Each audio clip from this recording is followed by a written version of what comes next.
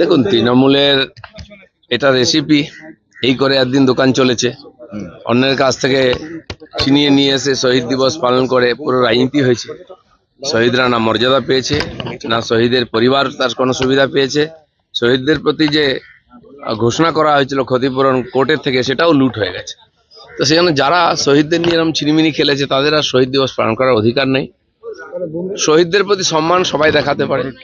তাই আমাদের বিধানসভা চলাকালীন মাননীয় মুখ্যমন্ত্রীর আর অনুরোধে স্পিকার 2 ঘন্টা ছুটি দিয়েছেন, 12টা থেকে 2টো, যে যারা যারা শহীদ তর্পণ করতে চান, সম্মান জানান, তারা শহীদদের সম্মান জানাবেন। সেই জন্য আমরা ছুটিও দিয়েছি। তো সেই জন্য এই যে শহীদ দিবসের যে একটা দাদাগিরি, সারা কলকাতা জাম করে দিয়ে ডিম ভাত খাওয়ার উৎসব ছিল, সেটা আবার বন্ধ হওয়া উচিত। না আসতে না, 15 বছর ধরে কি আটকে ছিল? আপনি ওদের নিয়ে অনেক ঢং করেছেন, তাদেরকে ডায়াসে তুলে সিম্প্যাথি অর্জন করে ইলেকশন জিতেছেন। ওদের জন্য কিচ্ছু করেননি। যা করার কালকে মুখ্যমন্ত্রী ঘোষণা করেছেন। তারা যদি মনে করেন যে তারা ক্ষতিপূরণ পাননি, আবেদন করলে তিনি সিএম রিলিফ ফান্ড থেকে দেবেন। কুণাল ঘোষ বলছেন তাকে যদি সভাতে না আসতে দেওয়া হয়, বিজেপি সরকার চক্রান্ত করছে, তাকে তো হেনস্থা 2 দিন করতে ধরে পারে ফটো সকলে। তুলছেন গিয়ে সভাস্থলে, কেউ তো আটকেনি।